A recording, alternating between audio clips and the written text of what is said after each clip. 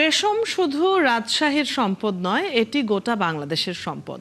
এই শিল্প বাঁচিয়ে রাখতে কার্যকর পদক্ষেপ নেওয়া হবে বলে জানিয়েছেন পাট ও বস্ত্র প্রতিমন্ত্রী মোহাম্মদ শরীফুল আলম।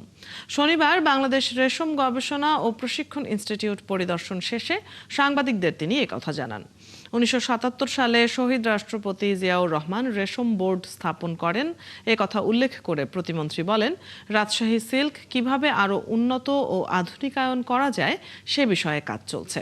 এজন্য স্টেক হোল্ডারদের পরামর্শ নেওয়া হবে জানিয়ে তিনি বলেন, রেশম সুতার উৎপাদন বৃদ্ধিতে কারখানাগুলোতে বন্ধ পড়ে থাকা লুমগুলো চালুর বিষয়েও উদ্যোগ নেওয়া হবে। পরে প্রতিমন্ত্রী বাংলাদেশ রেশম উন্নয়ন বোর্ড আয়োজিত স্টেক হোল্ডারদের সাথে মতবিনিময় সভায় অংশ নেন।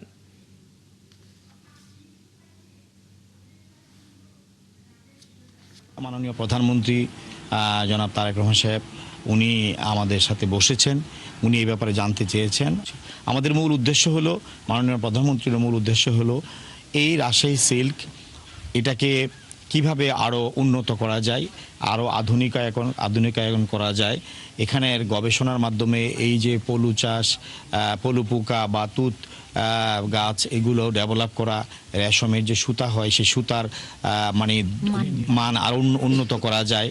বিশেষ করে সার্বিকভাবে এই রাজশাহী সিল্কের ঐতিহ্যকে আরও কিভাবে বৃদ্ধি করা যায়।